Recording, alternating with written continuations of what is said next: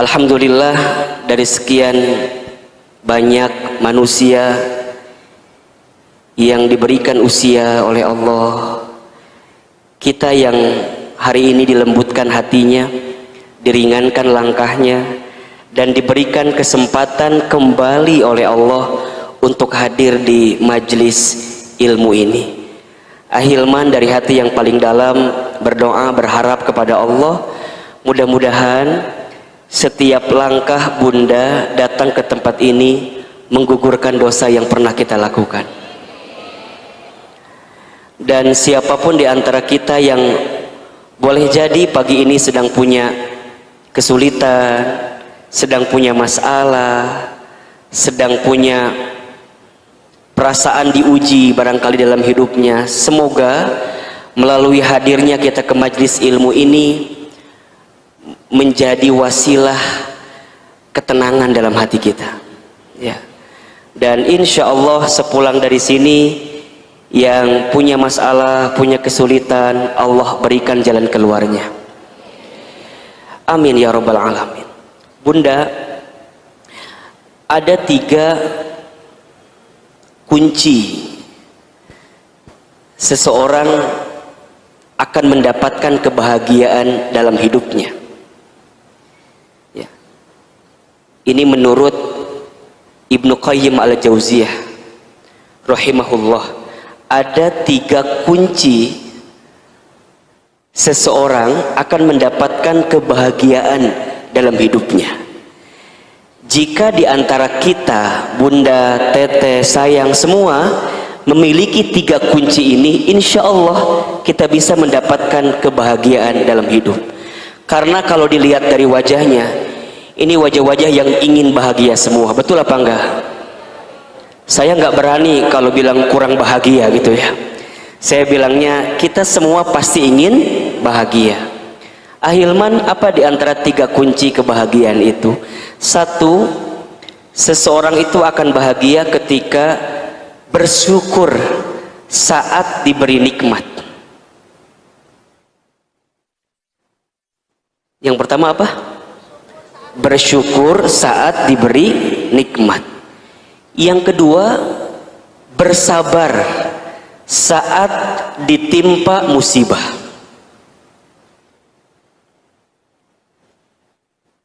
Yang kedua apa? Bersabar saat ditimpa musibah. Dan yang ketiga, bertaubat saat dia pernah berbuat dosa dan kesalahan. Bertaubat saat pernah berbuat dosa dan kesalahan. Saya ulangi, 3 kunci kebahagiaan menurut Ibnu Qayyim al-Jauziyah rahimahullah. 1, bersyukur saat diberi nikmat. Bersabar saat diberi atau ditimpa musibah. Dan bertaubat saat berbuat dosa dan kesalahan. Itulah 3 kunci yang akan menjadikan hidup kita ini, Bunda, bisa berada pada trek jalur menemukan kebahagiaan dalam hidup. Bersyukur itu maknanya berterima kasih kepada Zat yang memberikan nikmat dalam kehidupan kita. Siapa? Allah.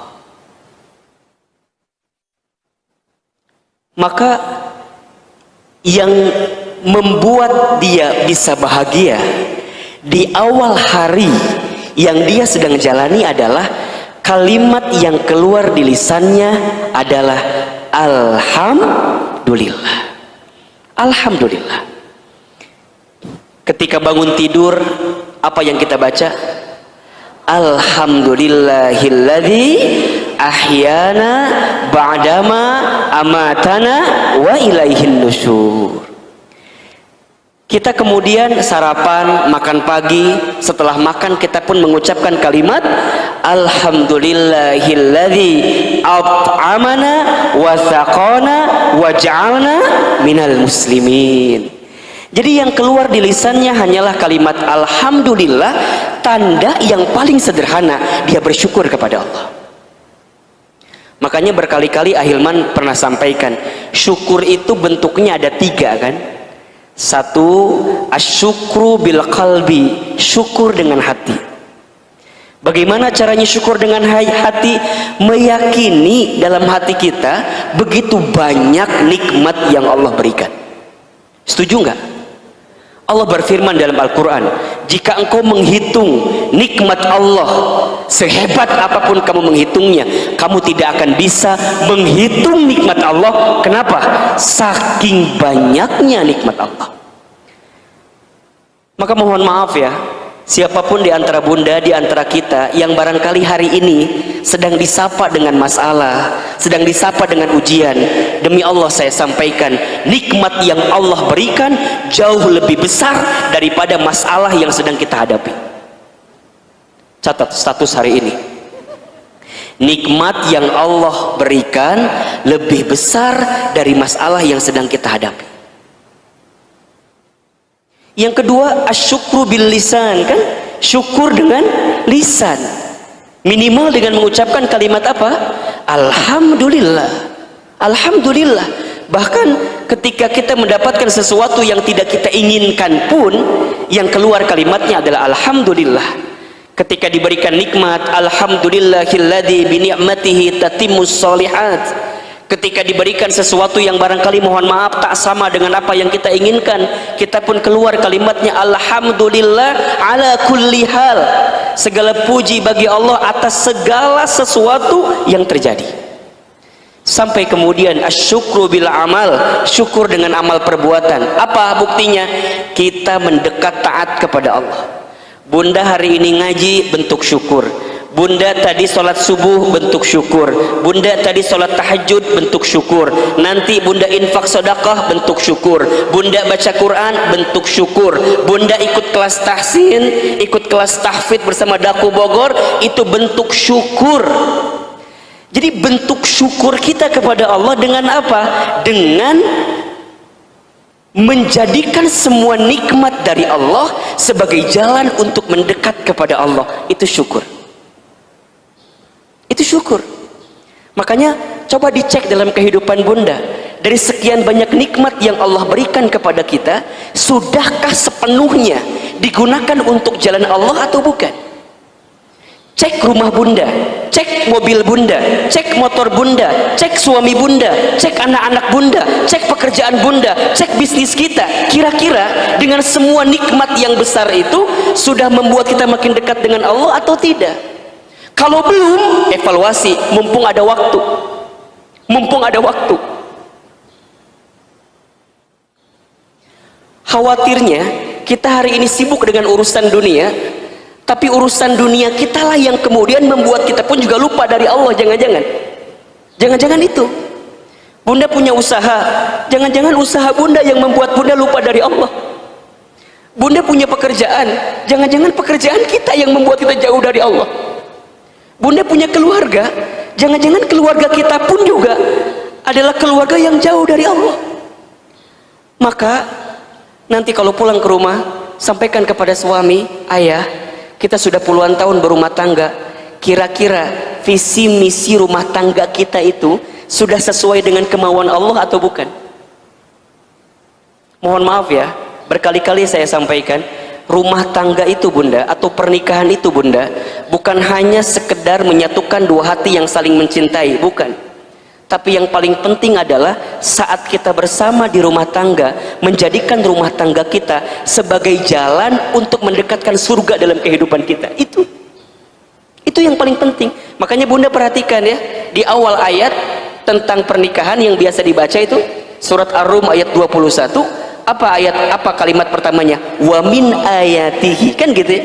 Dan di antara tanda-tanda kekuasaan Allah. Makna lainnya adalah dan di antara tanda-tanda yang bisa mendekatkanmu dengan Allah.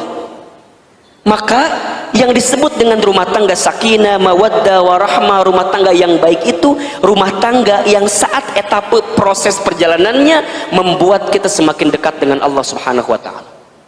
Maka ini menjadi penting Bunda lihat suami, ya, lihat suami, lihat anak-anak, itu semuanya menjadikan kita makin dekat dengan Allah gitu.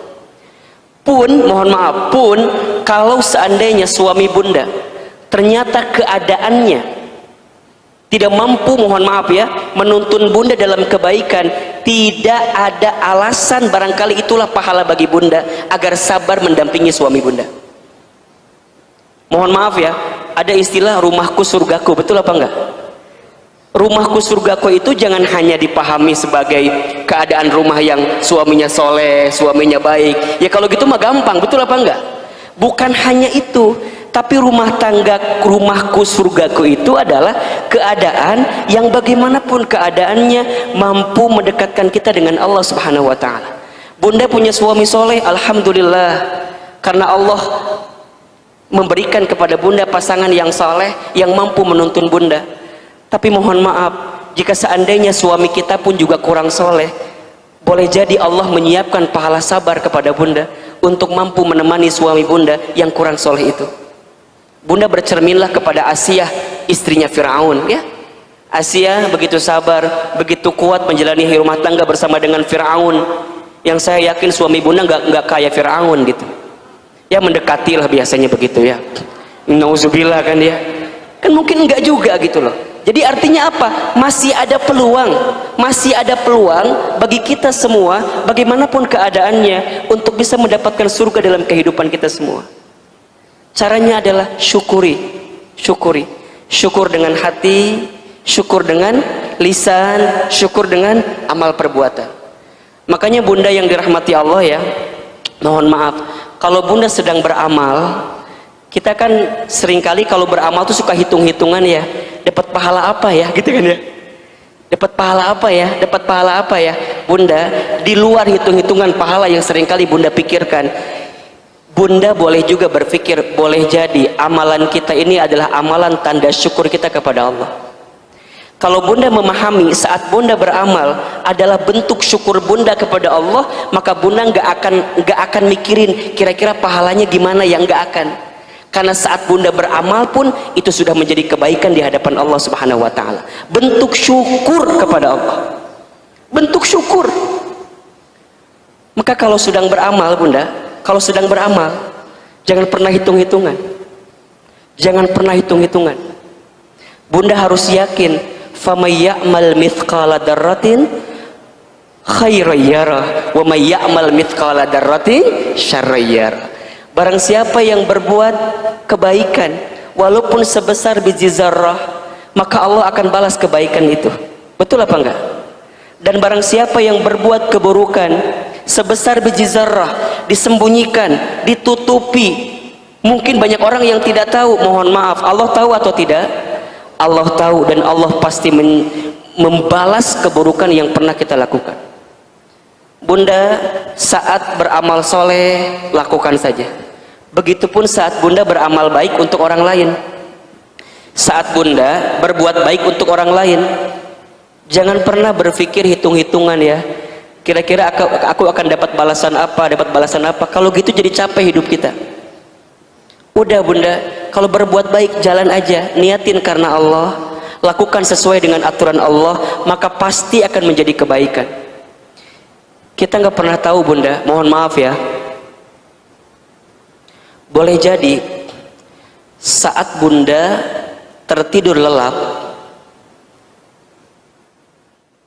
di luar sana banyak doa-doa kebaikan karena hasil amal kebaikan kita kepada orang lain.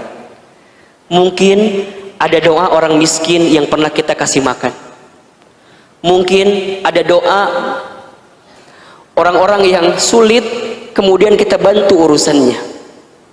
Mungkin ada doa orang yang sedang bertengkar, kita hadir mendamaikan pertengkarannya, itu ada kebaikan doa di situ. Mungkin ada kebaikan bunda ngajarin orang lain, bunda ngasih tahu sama orang lain, dan ada orang yang mendoakan itu kepada kita. Barangkali kebaikan yang kita dapatkan bukan semata-mata hasil ikhtiar kita semata, tapi karena ada doa-doa kebaikan dari orang lain yang mendoakan kita. Maka saat kita berbuat baik, jangan hitung-hitungan. Karena setiap kebaikan pasti balasannya adalah kebaikan. Hal jazaul ihsan illal ihsan. Tidak ada kebaikan yang kita lakukan kecuali balasannya adalah kebaikan. Tapi Ahilman, kadang aku sudah berbuat baik ya, tapi balasannya tuh kok kayak nggak sesuai gitu loh dengan apa yang aku lakukan. Pernah nggak kayak gitu? Ada nggak yang pernah ngerasain kayak gitu? Kita sudah berbuat baik tapi balasannya kayak nggak sesuai. Ada nggak? Ada yang ngerasa begitu? Baik, kalau ada yang ngerasa begitu, mulai hari ini bersihkan perasaan itu. Bersihkan perasaan itu.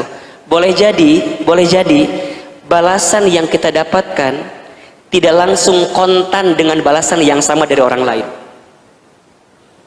Kalau tidak dibalas di dunia, percayalah, kita masih punya kehidupan selanjutnya. Apa itu? Akhirat. Bunda, tidak semua yang kita lakukan itu balasannya harus dibalas di dunia. Tidak. Ada yang mungkin ditunda, ada yang mungkin dipersiapkan oleh Allah di tempat yang lebih baik. Saat Bunda menjadi seorang istri misalnya, menjadi seorang istri itu profesi yang sangat mulia, Bunda. Bahkan posisi keberadaan yang sangat mulia. Bunda sudah melayani suami misalnya, sudah seakan-akan memberikan yang terbaik bagi suami, tapi suami Bunda mohon maaf mungkin tidak membalas sesuai dengan apa yang Bunda inginkan, bahkan mungkin melukai ya, mengkhianati dan segala macamnya. Bunda jangan pernah khawatir dengan kebaikan Bunda, karena boleh jadi Allah siapkan pahala-pahala terbaik untuk Bunda. Mungkin bukan di dunia, mungkin nanti di akhirat. Begitupun juga dengan Bunda yang sebaliknya. Sekarang Bunda punya suami banting tulang cari nafkah bagi Bunda, tapi Bunda tidak pandai berterima kasih kepada suami, tidak pandai menerima pemberian suami. Mohon maaf, barangkali suami kita sabar gitu ya, barangkali suami kita tuh tahan dengan kita, tapi boleh jadi balasannya kepada kita bukan di dunia, mungkin nanti di sana. Makanya kalau sedang hidup di dunia, berusahalah untuk sibuk dengan tanaman-tanaman kebaikan, karena setiap tanaman kebaikan itu pasti panennya apa? Kebaikan. Tanam aja kebaikan, karena pasti panennya adalah kebaikan. Ustadz, kadang-kadang kalau kita lagi berbuat baik itu suka ada semangatnya, kadang-kadang ada apa? Ada malasnya, kan gitu ya. Bunda, di antara nasihat yang paling jelek dan bisa nguatin kita untuk istiqomah dalam kebaikan adalah zikrul maut, banyak ingat-ingat tentang kematian. Itu aja. Kalau Bunda lagi futur, kalau Bunda lagi down, kalau Bunda lagi merasa lemah, tak berdaya, dan lagi ngerasa malas gitu untuk ngerjain sesuatu yang baik-baik, Bunda ingat yang namanya kematian. Hidup di dunia ini nggak lama, sebentar. Dan dunia ini memang tempat capek, Bunda. Tempat capek. Kapan istirahatnya, Ahilman? Istirahatnya nanti di surga. Dunia ini memang tempat capek, Bunda. Tempat ujian. Tempat kita harus berlelah-lelah, bercapek-capek, nggak apa-apa. Bercapek-capek, berlelah-lelah untuk kebaikan di hadapan Allah, maka kita akan mendapatkan balasan kebaikan nanti dalam kehidupan yang sebenarnya. Di mana? Di akhirat, di surga. Itu impian kita semua.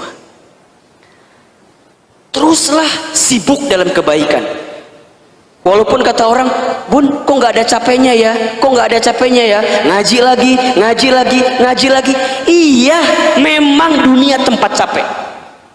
Sampai kemudian Allah memberhentikan kehidupan dunia kita. Saatnya engkau kembali.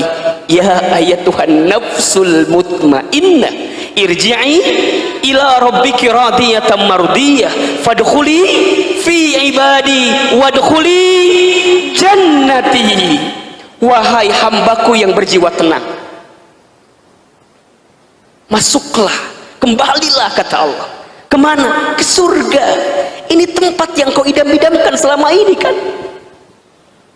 Engkau baca Quran, engkau infak sedekah, engkau sholat tahajud, engkau ta'lim, engkau menggunakan hijab terbaik, jilbab terbaik, engkau melayani suami, engkau infak sedekah. Capek, iya. Dan Allah tidak akan pernah luput pandangannya kepada kita. Pasti Allah membalas semua kebaikan-kebaikan itu. Maka indahnya hidup dunia ini, selain dikasih nikmat, dikasih juga apa? Musibah. Dikasih juga apa? Cobaan. Betul apa enggak? Makanya yang kedua, ciri dan kunci tanda orang akan mendapatkan kebahagiaan adalah bersabar saat ditimpa musibah. Memang hidup ini hakikatnya adalah tempat ujian kan?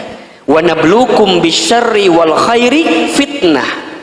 Dan pasti kami akan menguji kamu sekalian dengan kesulitan, dengan kebaikan, dengan kesedihan, dengan kebahagiaan. Fitnah sebagai ujian. Wa ilaina turja'un, dan hanya kepada kami lah engkau akan dikembalikan.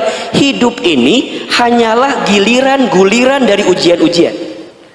Ada saat tertawa, ada saat menangis, ada saat menerima, ada saat kehilangan, ada saat sehat, ada saat sakit, ada saat kita lapang, ada saat sempit, ada saat kita kaya, ada saat kita miskin atau cukup, ada saat kita mendapatkan, ada saat kita melepaskan. Begitulah kehidupan dunia ini. Makanya kata Nabi SAW, ajaban li amril mu'min, katanya, sungguh menakjubkan keadaan orang beriman itu. Kenapa? Inna amrohu kullahu lahu khair. Setiap perkara yang datang bagi orang beriman, semuanya baik. Semuanya baik, dan itu hanya bisa didapatkan oleh orang yang beriman saja. Ahilman, bagaimana keadaan orang beriman itu? In asobathu sarra syakar. Ketika dia mendapatkan kebahagiaan, maka dia bersyukur. Fakana khairullah, karena itu baik baginya. Wa in asobathu dharra sabar. Ketika dia mendapatkan kemadharatan, dia pun bersabar. Fakana khairullah, karena itu juga baik baginya. Jadi artinya ujian-ujian dalam hidup ini adalah seni dalam hidup. Kalau bunda hidupnya nggak diuji, flat gitu aja, seru nggak kira-kira? Nggak seru. Dan Allah menguji apa yang diujinya. Alladzi khalaqal mauta wal hayata liyabluwakum ayyukum ahsanu amala wa huwal azizul ghafur. Allah ngasih ujian sama kita. Iya. Apa ujian yang sebenarnya? Ujian yang sebenarnya itu bukan ujiannya, tapi ujian yang sebenarnya adalah ayyukum ahsanu amala. Siapa di antara kalian yang paling bagus amalnya? Berarti yang Allah tanya apa? Sikap kita. Yang Allah tanya apa? Sikap kita. Yang membuat orang itu nggak lulus ujian bukan soal, tapi apa? Jawaban. Betul nggak? Yang membuat orang itu nggak lulus ujian apa? Bukan soal, tapi jawaban. Kalau sekarang bunda ada yang sedang diuji dengan apapun itu ujiannya. Ini kan kalau dilihat dari wajahnya hampir punya kemiripan semua ya. Wajah-wajah pakai masker semua kan ini Maya. Ini kan dari wajahnya hampir mirip semua, wajah-wajah banyak masalah kelihatannya. Jangan tersinggung, dan memang kenyataan. Betul apa enggak? Ada yang tersinggung enggak? Ya, Ustadz juga yang begini-gini jangan salah bunda. Dibanding bunda mah banyak-banyakan bunda masalahnya. Ya sama, Ustadz juga punya banyak masalah, Bunda Cece juga sama, Bunda Anggi juga sama, Teh Elis juga sama. Bunda jangan kira ketika membacakan bacaan-bacaan zikir itu kayak nggak ada masalah. Tenang, adem banget ya lihat Bunda Anggi ya, adem banget ya lihat Teh Elis baca zikir-zikir. Ulah salah, tanya masalahnya banyak atuh. Bener nggak Teh? Nggak salah lagi. Sama bunda, sama. Kita ini pasti punya masalah. Dan memang itu seni dalam hidup. Ustadz, irahanya aku teh berhenti dari masalah. Mau nggak bunda berhenti dari masalah? Kalau mau berhenti gimana caranya? Gitu. Kalau mau berhenti ya silahkan, tok dipilih. Mau lewat mana berhentinya?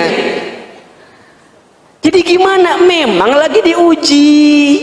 Dan bagi orang beriman, bunda paham bahwa ujian, bahwa musibah, bahwa masalah itu adalah cara Allah meningkatkan derajat hidup kita. Selama, ini penting nih, selama dengan ujian-ujian itu membuat kita semakin dekat dengan Allah. Itu kata kuncinya. Jadi kalau dengan masalah, dengan musibah, dengan cobaan makin membuat kita dekat dengan Allah, boleh jadi musibah itu adalah anugerah dari Allah. Saya ulangi ya. Kalau dengan musibah, dengan cobaan, dengan sesuatu yang menyedihkan kita, membuat kita semakin bisa mendekat dengan Allah, bisa taat kepada Allah, bisa makin rajin ibadahnya. Boleh jadi musibah itu berbuah jadi anugerah dari Allah. Hari ini kan kita semua sedang diuji ya. Ada longsor, ada banjir, ada gempa, ada kecelakaan pesawat. Para ulama-ulama kita dipanggil usianya oleh Allah. Pandemi Covid belum reda juga, belum selesai juga. Ini kan kita sedang diuji gitu. Nah, pertanyaannya adalah, dengan rentetan ujian itu membuat bunda makin dekat dengan Allah atau tidak gitu? Membuat kita semakin taat dengan Allah atau tidak? Kalau dengan semua yang terjadi itu belum mampu membuat kita semakin dekat dan taat kepada Allah, butuh cara apa lagi yang harus Allah hadirkan dalam kehidupan kita? Makanya sekarang sudah mulai saatnya bunda, rumah-rumah bunda menjadi rumah tempat bunda menghamparkan sejadah, bunda munajat sama Allah, minta ampun sama Allah gitu. Kamar bunda, gelarkan sajadahnya, bangun di sepertiga malam, merintih di hadapan Allah, minta ampun sama Allah, banyak berdoa sama Allah. Ini kesempatan terbaik bunda. Dan mohon maaf sebaliknya, jika ada yang seolah-olah diberikan nikmat, seolah-olah hidupnya bahagia, tapi dengan nikmat dan bahagia itu tidak semakin membuat dia dekat dengan Allah, jangan-jangan itu bukan nikmat, tapi itu adalah musibah yang sebenarnya. Ada orang yang dinaikkan pangkatnya, dinaikkan derajatnya, dinaikkan posisinya, dibanyakin hartanya, luar biasa, punya semuanya, tapi nggak membuat dia dekat dengan Allah. Boleh jadi itulah musibah yang sebenarnya, istidraj namanya. Jadi, oh ya, kan sabar itu menahan diri gitu ya, untuk melakukan sesuatu yang dibenci oleh Allah. Makanya dia nggak mau tuh, ini sesuatu yang dibenci oleh Allah, dia tinggalkan. Makanya sabar nanti ada 3 kan, ada sabar dalam ketaatan kepada Allah, yang kedua ada sabar dalam meninggalkan maksiat, dan yang ketiga sabar ketika ditimpa musibah. Dan itu tingkatan bunda ternyata rumusnya. Seseorang tidak akan bisa sabar menghadapi musibah kalau dia nggak sabar meninggalkan maksiat. Seseorang tidak akan sabar meninggalkan maksiat kalau dia tidak sabar dalam ketaatan kepada Allah. Maka wajar jika ada keterangan yang menyebutkan musibah yang terjadi itu diakibatkan karena banyaknya dosa, maksiat yang dilakukan oleh manusia. Kan begitu? Dhakharul fasada fil barri wal bahri bima kasabat aydin nas, kan begitu? Telah nampaklah kerusakan di langit, di daratan, di lautan. Karena apa? Karena ulah tangan manusia. Dan memang begitu kan? Dalam ayat lain Allah sampaikan, wa ma asabakum min musibatin fabima kasabat aydikum, dan apapun musibah yang menimpa kamu sekalian itu disebabkan oleh tangan ulah kamu sekalian. Tapi ujungnya lihat ayat ini, wa ya'fu an katsir, dan Allah memaafkan banyak terhadap keadaan kamu sekalian. Ketika kapan? Ketika ditimpa musibah, kita banyak bertobat, kita banyak bermuhasabah, semakin dekat dengan Allah, makin taat kepada Allah, maka di saat itu Allah mengangkat derajat kehidupan kita. Sabar, sabar.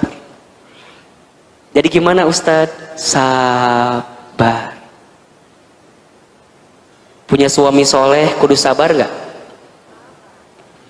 Hah? Saya tanya, punya suami soleh kudu sabar apa enggak? Kudu sabar. Sabar gimana Ustadz? Sabar menemani kesolehannya.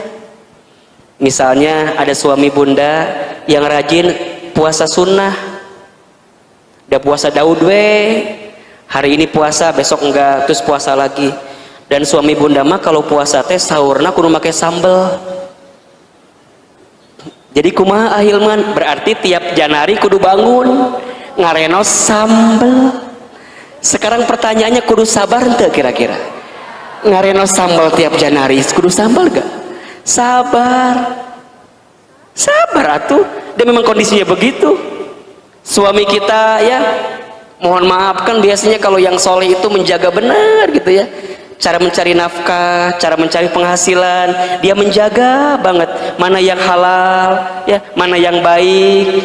Banyak tapi haram dia tinggalkan. Pertanyaannya, bunda berani sabar nggak dengan keadaan itu? Sabar. Sok punya suami yang ganteng, kudu sabar nggak? Kudu sabar. Bunda punya suami kayak Ustadz Hilman, bukan berarti saya ganteng, bukan ya. Ini mah contoh ya, jangan dikaitkan dengan kalimat sebelumnya, jangan ya. Bunda misal punya suami soleh, kerma soleh, pinter, ganteng, benghar, itu mah kan aku banget ya gitu. Ya kan itu mah insya Allahnya, insya Allah suami bunda banget gitu kan.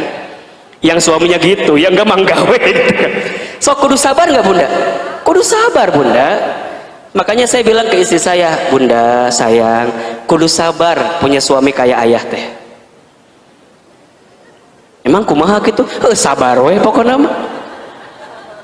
Sabar. Sama suami punya istri kayak bunda, kudu sabar nggak?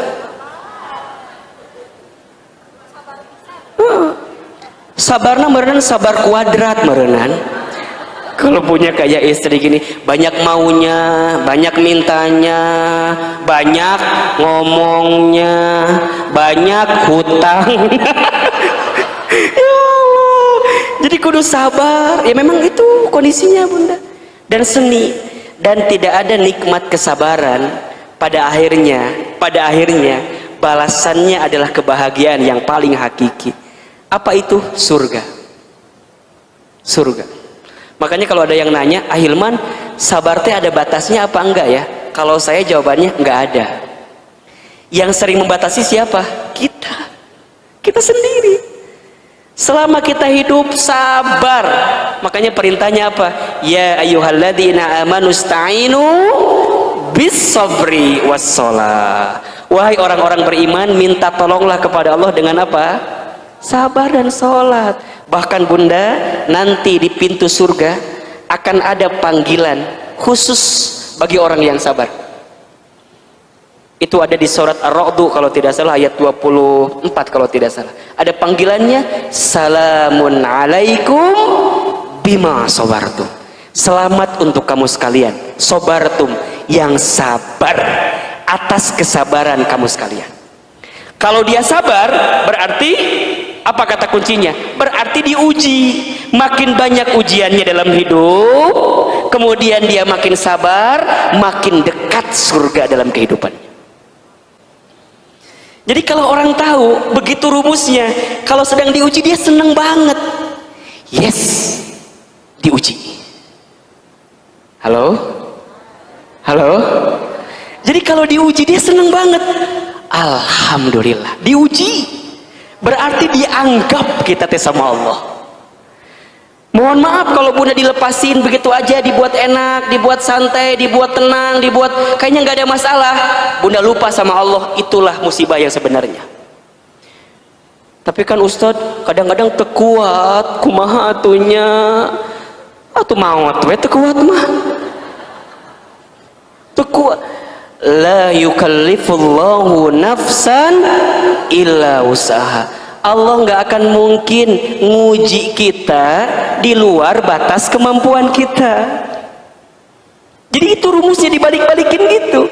Jadi kalau bunda lagi ngomong sama suami, kan mohon maaf ya, mungkin kondisi lagi sulit, kadang-kadang curhat, ayah ini kia-kia teh ngirup teh ayahnya, ayahnya meni susah teh, cek suami teh oh nyahmanya ayahnya meni asa kia hirup tehnya, yuk kita pergi ke mana, ke Kali Cikeas, naon orang pali dulu ayahnya. Jadi putus asa weh kita teh hirup teh, karena kita nggak tahu rumusnya. Tapi kalau kita makin yakin rumusnya, makin ngerti rumusnya, bilang ketika si ayah ngeluh, mah ayah teh sekarang gajinya nggak full kayak dulu, biasa 5 juta, ayah nama 500. Kumaha ayah kumaha. Kita tuh ada sopea kan ya, awalnya ada bijak gitunya, ada bijak, pasti bilang 500. Kela-kela ayah ulang ini ngomong naon dia teh kumaha. Biasanya 5 juta, ayeuna 500. Lamun bunda yang gak yakin, kira-kira apa jawabannya? Ayah, kamu mikir nggak? Kan kita teh punya cicilan panci 300, cicilan lomari nu can kabayar kamari kan aya 400, can beas, can budak orang kan SPP tiap bulan mayar 500 mahi kana naon atuh. Kira-kira begitu jawabannya. Kalau yang nggak ada iman, kalau nggak yakin sama Allah, betul apa enggak? Suami digituin, kira-kira apa jawabannya?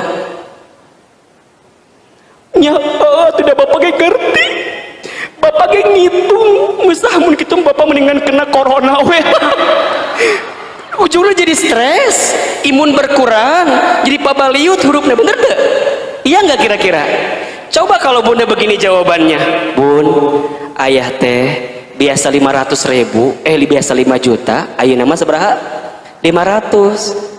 Bunda gini jawabannya, Masya Allah ayah, peluk suami bunda teh, set,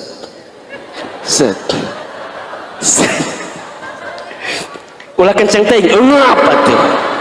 Dipeluk sama bunda teh, dibisikin di telinganya, ayah mikir tuh gitu. Jangan gitu atuh.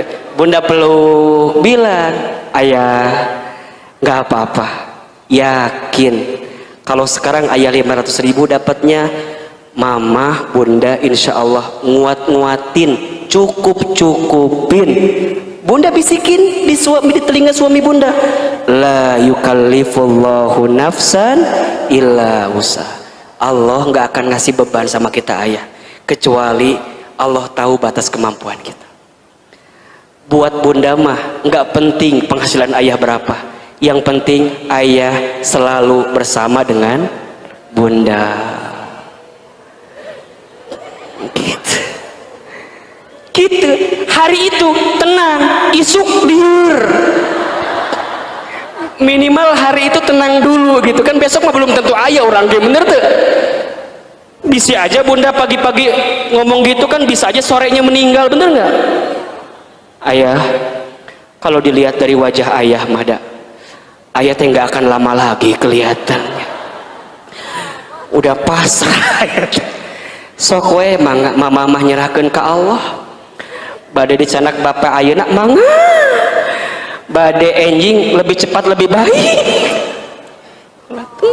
Jadi saling nguatin di rumah tangga, bukan saling melemahkan, bahkan jangan saling menyalahkan.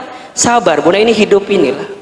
Sampai yang terakhir, kalau bunda mau bahagia, bertaubat, banyak taubat saat kita sudah berbuat dosa. Bunda, yang membuat manusia itu mulia karena apa?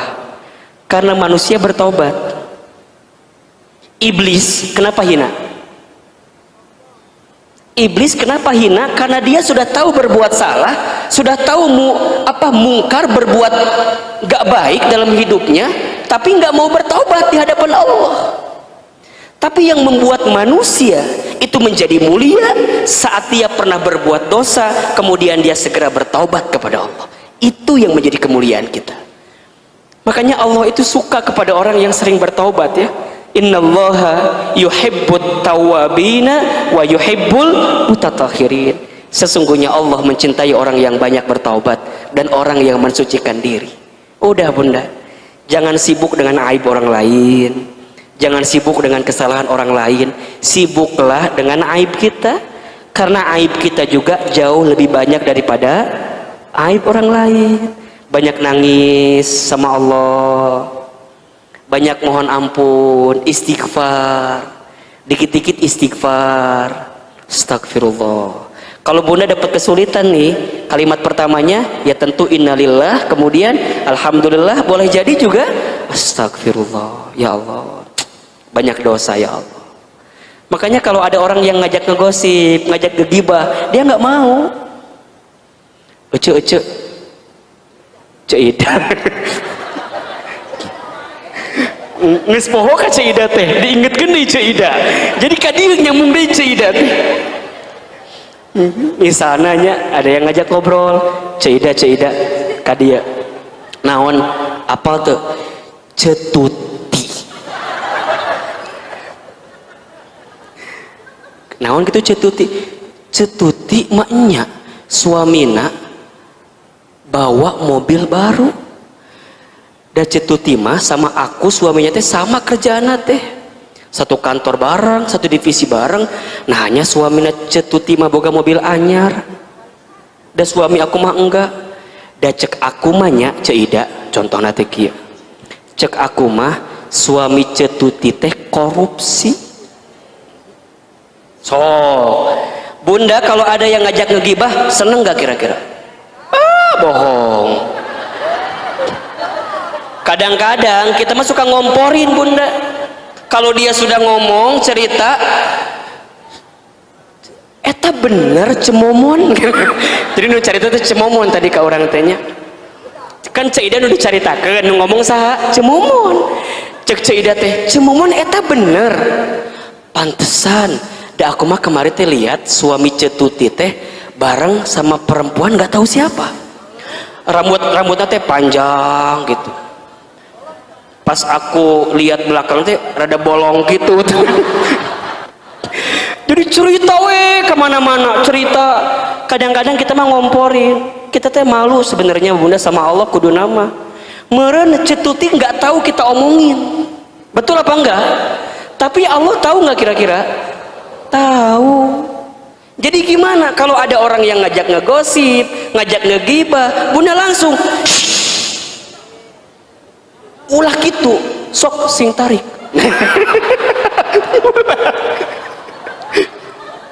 Ulah gitu. Ulah gitu. Jempe. Jadi bunda kalau nggak, tapi Ustaz sih eta mah ngomong wae terus. Kan ada ya teman kita yang udah kita bilang udah jempe tapi ngomong wae terus. Gimana caranya? Tinggalkan ulah ieu mah aku teh nggak mau denger, tapi cicing di samping dia. Tidak mau bisa, tetap wae kedengeran. Kita udah begini nih, aku mah cemamon, aku mah nggak mau denger, nggak takut aku mah kieu we kieu, tapi nggak pindah-pindah, tetap wae kedengeran. Betul apa enggak? Tinggalkan. Biasakan untuk menghindari sesuatu yang sia-sia bunda. Itu mah udah sia-sia ya, dosa lagi. Gibah itu tahu bunda dosanya apa? Seperti memakan bangkai saudaranya. Bayangkan ke bunda. Dan begitu banyak perempuan, mohon maaf ya, begitu banyak perempuan yang celaka, kemudian dia masuk ke dalam api neraka karena apa? Karena lisannya, karena kemaluannya.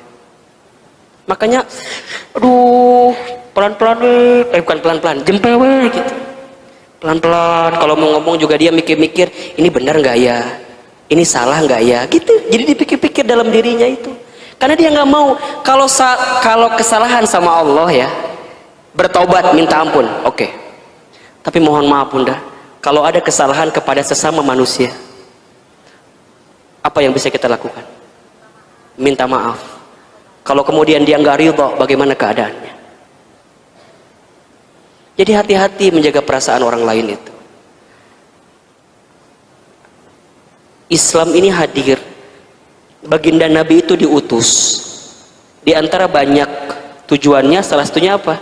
Innama bu'istu liutammima makarimal akhlak. Sesungguhnya aku diutus, kata baginda Nabi, untuk menyempurnakan akhlak. Berarti bunda teh, kalau ilmunya makin banyak, ngajinya makin rajin, ibadahnya makin baik, maka tercermin pada apa? Akhlaknya makin baik. Bicaranya yang baik-baik, ngedengar sesuatu yang baik-baik, melangkah kepada sesuatu yang baik-baik, gitu. Maka dosa kita tuh banyak banget ya. Banyak kayak kira-kira?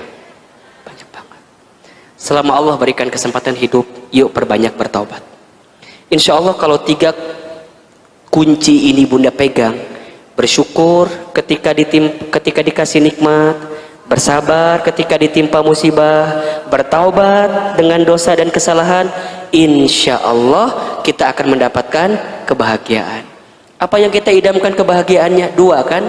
Rabbana atina fid dunya hasanah wa fil akhirati hasanah wa qina azabannar. Kita ini pengen baik di dunia, pengen baik di akhirat, dan kita dijauhkan dari siksa api neraka.